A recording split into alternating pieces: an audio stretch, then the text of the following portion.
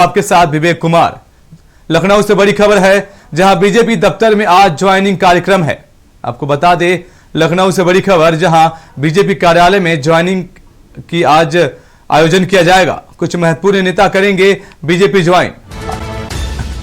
अनुराग ठाकुर, स्वतंत्र देव रहेंगे मौजूद। सुबह 10 बजे बीजेपी दफ्तर में कार्यक्रम। बीजेपी में शामिल हो सकती है मुलायम की बहू, सूत्रों के हवाले से बड़ी खबर। आपको बता दें, अपर्णा यादव शामिल हो सकती है बीजेपी में, सूत्रों के हवाले से बड़ी खबर। इंटरनेट मीडिया पर चर्चाओं ने पकड़ी तेजी। बीजेपी में शामिल हो सकती है मुलायम की बहू, सूत्रों के हवाले से बड़ी खबर।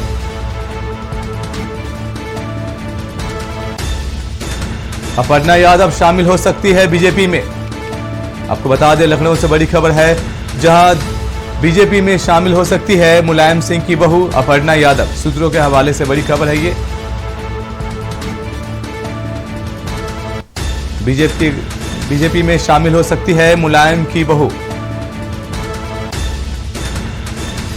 बीजेपी दफ्तर में आज ज्वाइनिंग कार्यक्रम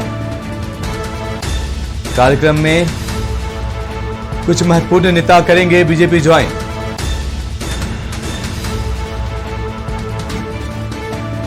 अनुराग ठाकुर, स्वतंत्र देव रहेंगे मौजूद।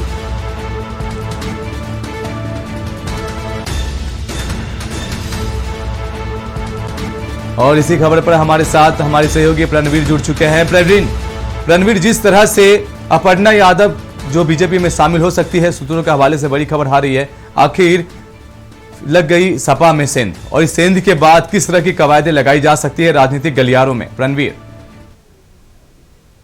जी, निश्चित तौर पे आपको बता दें कि जिस तरीके से लगातार ये कसाय लगाए जा रहे हैं, सूत्रों के हवाले से खबर आ रही है कि अपर्णा यादव समाजवादी पार्टी छोड़ करके और वो भारतीय जनता पार्टी में आ सकती है। ये बहुत बड़ी खबर है। और अगर बात करें समाजवादी पार्टी, तो समाजवादी पार्टी के जो घराना है, जो अखिलेश यादव का घराना है, उसमें अगर ये सफलता मिलती है तो कहीं ना कहीं भारतीय जनता पार्टी बहुत बड़ी सेध लगा सकती है। हालांकि सूत्रों के हवाले से ये भी खबर आ रही है कि शिवपाल यादव की जो समझौते वाली सीट है अमेठी की, उसमें तिलोई विधानसभा से ये इनको समाजवादी पार्टी के समर्थन में चुनाव लड़ाया जा सकता है। हालांकि दोनों तरफ कतार लग रहे हैं।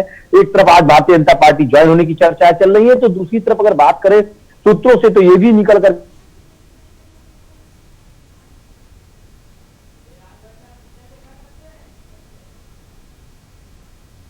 जैसा कि अपर्णा यादव आज बीजेपी में शामिल हो सकती है, सूत्रों के हवाले से बड़ी खबर। जिस तरह से यूपी की राजनीति में ये हलचल मचा हुआ है और कई नेताओं का एक दल से दूसरे दल में जाना लगा हुआ है, उसी के बीच में सूत्रों के हवाले से बड़ी खबर है कि यादव परिवार की बहू बीजेपी में शामिल हो सकती है। बीजेपी दफ्तर में आज ज्वाइनिंग कार्यक्रम है, जिसके तहत अनुराग ठाकुर, स्वतंत्र देव सिंह, ये सब मौजूद रहेंगे। कुछ महत्वपूर्ण नेता बीजेपी ज्वाइन कर सकते हैं। वहीं अगर हम बात करें तो यूपी यादव परिवार की बहू अपर्णा यादव बीजेपी में शामिल हो सकती है। और इसी खबर पे हमारे साथ हमारे सहयोगी प्रणवीर जुड़ चुके हैं। प्रणवीर, जिस तरह से अपर्णा यादव, सूत्रों के हवाले से बड़ी खबर आ रही है कि अपर्णा यादव बीजेपी में शामिल हो सकती है, कहीं न कहीं तो परिवार में मनमुटाव होगा, ताकि इस तरह की जो खबर है वो इंटरनेट पर वायरल हो रहा है। देखिए, इस चीज से तो बिल्कुल नहीं नकारा जा सकता है कि परिवार के अंदर कलह है। बिल्कुल वो कलह है। समझौता भले बाहर की तरफ दिखाई जा रही हो, लेकिन अंदर की जो कलह है, वो अभी जो मनभेद है, वो मनभेद अभी कहीं ना कहीं समाप्त नहीं हुआ है। क्योंकि जिस तरीके से कल से ही ये चर्चा का विषय बना हुआ है कि अपर्णा यादव भारतीय जनता पार्टी ज्वाइन कर सकती है, और उसके बाद कई लोगों ने अपर्णा यादव के जो संपर्क सूत्र है उनसे संपर्क करने की भी कोशिश की, लेकिन अपर्णा यादव ने किसी प्रकार से अपना कोई बयान नहीं दिया। वो लगातार चुप्पी साधी हुई है। और दूसरी तरफ अगर बात करें भारतीय जनता पार्टी की, तो भारतीय जनता पार्टी के जो शीर्ष नेतृत्व है, चाहे अनुराग ठाकुर हो, चाहे प्रदेश अध्यक्ष स्वतंत्र देव सिंह हो, चाहे उप मुख्यमंत्री केशव प्रसाद मौर्य हो, स्वतंत्र देव सिंह हो, लक्ष्मीकांत वाजपेयी हो, तमाम जो बड़े नेता है वो भारतीय जनता पार्टी में 10 बजे ज्वाइनिंग का समय जो है, ये कहीं ना कहीं उत्तर प्रदेश की राजनीति में एक बड़ी हलचल है। क्योंकि जिस तरीके से जो शीर्ष नेतृत्व है वो आज प्रदेश कार्यालय में मौजूद रहेगा, और कहीं ना कहीं एक ज्वाइनिंग का जो कार्यक्रम है उसमें कई बड़े नेता यहां तक भी कतार लगाए जा रहे हैं कि लगभग 6 से लेकर के लगभग 1 दर्जन विधायक समाजवादी पार्टी के भारतीय जनता पार्टी ज्वाइन कर सकते हैं। इस तरीके से सूत्रों के हवाले से बड़ी खबर आ रही है।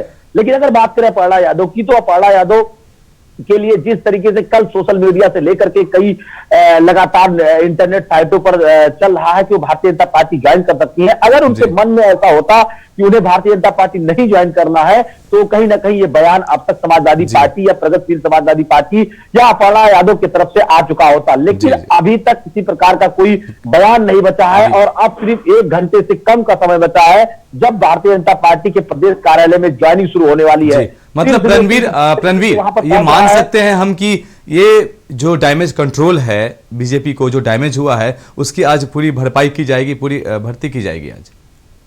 देखिए, इसको हम दोनों तरफ से देख सकते हैं। एक तरफ हम ये देख सकते हैं कि भारतीय जनता पार्टी में डैमेज हुआ है, उसको भारतीय जनता पार्टी कंट्रोल करना चाहती है। वही दूसरी तरफ अगर बात करें कि जिस तरीके से नेता दबाव बना करके भारतीय जनता पार्टी पे अपने पुत्रों में, चाहे वो स्वामी प्रसाद मौर्य हो और चाहे अन्य नेता हो, ये जिस तरीके से अपने बेटों के लिए अपनी सीट की कथाएं लगा रहे थे कि उनके बच्चों को भी टिकट दिया जाए और उनको इतना सीट दिया जाए, उस पर भारतीय जनता पार्टी नहीं मुकरी है।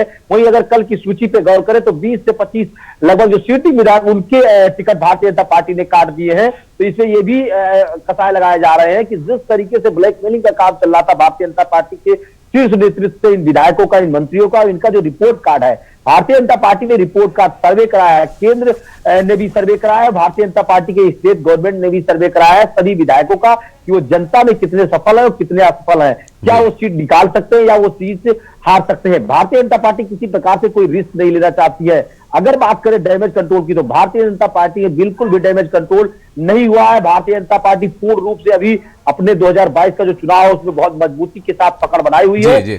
टिकट लेकिन रणवीर बीच में करके गए हैं जी। और इसी पर हम चर्चा करते हैं कि जो कानपुर कमिश्नर थे पहले असीम अरुण ने क्या कुछ कहा है, सुनाते हैं आपको। मैं समझता हूँ लोक सेवा का जीवन होगा, उसको शुरू कर रहा हूँ। आज मकर संक्रांति है, सूर्यदेव का संक्रमण हो रहा है और मेरे पिताजी मुझे अरुण नाम दे के गए हैं, तो मैं भी एक बड़ा संक्रमण कर रहा हूँ। तो सूर्यदेव की प्रार्थना करता हूँ, उनके आशीर्वाद का आह्वान करता हूँ और कामना करता हूँ कि जो बड़ा परिवर्तन मेरे जीवन में आया है वो सुखद हो, आनंददायी हो। किसने प्रेरित किया राजनीति में आने के लिए? अभी काफी समय बाकी रहा था जी। जैसा कि आप जानते हैं कि राजनीति या ऐसे राजनीतिज्ञों से मैंने हमेशा दूरी बना करके रखी और अपने काम को अच्छे से केवल करने में मन लगाया। लेकिन कभी कभी कुछ ऐसी अनोखी बातें होती हैं कि आपके बारे में दूसरे लोग, बड़े लोग कल्पना करते हैं और एक आपको सुझाव देते हैं कि क्यों ना आप लोग जीवन में आएँ और आकर के जो काम अभी कर रहे हैं उससे और वृहद रूप से वाइडर तरीके से करें। कुछ ऐसा ही मेरे साथ हुआ। भारतीय जनता पार्टी ने एक कल्पना की मेरे बारे में, मुझे एक सुझाव दिया। आप समझ सकते हैं ये चॉइस आसान नहीं थी, लेकिन जब हमने सब विचार किया तो लगा कि एक तरफ 9 साल की पुलिस की सेवा है जो कि काफ़ी मखमली होगी, लेकिन दूसरी तरफ एक बहुत बड़ा अवसर है लोक सेवा करने का।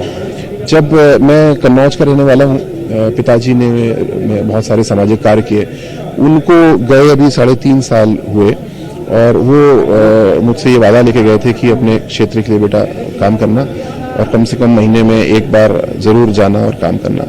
तो सरकारी सेवा में रहते हुए मैंने इस चीज़ को पूरा किया। ये थे कानपुर कमिश्नर असीम अरुण, जिन्होंने बीजेपी का दामन थामने का मन बना लिया है। आज पार्टी कार्यालय पहुंचकर ये बयान दे रहे हैं कि इनके पिताजी के द्वारा किए गए कार्यों को लेकर वे आगे तक जाएंगे और बीजेपी के साथ सहयोग करके सामाजिक कार्य करेंगे। रणवीर, जिस तरह से असीम अरुण ने भी बीजेपी का दामन थामा है और जब वो पुलिस कमिश्नर थे कानपुर के तो वहां पे उन्होंने कई सराहनीय कार्य किए हैं। उसके बाद उन्होंने बोला कि बीजेपी के दिग्गज नेता है, आला अधिकारी है, जो कमान है, उन्होंने बोला कि आकर आप बीजेपी ज्वाइन करो या कुछ ऐसा कार्य करो जो समाज के लिए और बेहतर हो। ऐसे में बेहतर काम कर ही रहे थे, लेकिन असीम अरुण के आने से भी बीजेपी को कितनी ज्यादा मजबूती मिली है। निश्चित तौर पर जिस तरीके से भारतीय जनता पार्टी के चाहे स्वामी प्रसाद मौर्य हो, चाहे कई और नेता हो, जो विधायक हो, वो छोड़ करके जो गए, उन्होंने साफ तौर पर यही आरोप लगाया है कि दलितों के साथ, पिछड़ों के साथ भारतीय जनता पार्टी ने नाइंसाफी की है। अब अगर बात करें असीम अरुण की, तो नौकरी में रहते हुए भले इनकी जाति की पता ना चले हो, लेकिन जब ये रिजाइन दे दिए, जब इन्होंने बीआरएस ले लिया है, तो साफ तौर पर इन्होंने कहा कि वो दलित समाज से आते हैं। मतलब साफ है, आईपीएस की नौकरी उनकी अभी 7 साल बाकी है।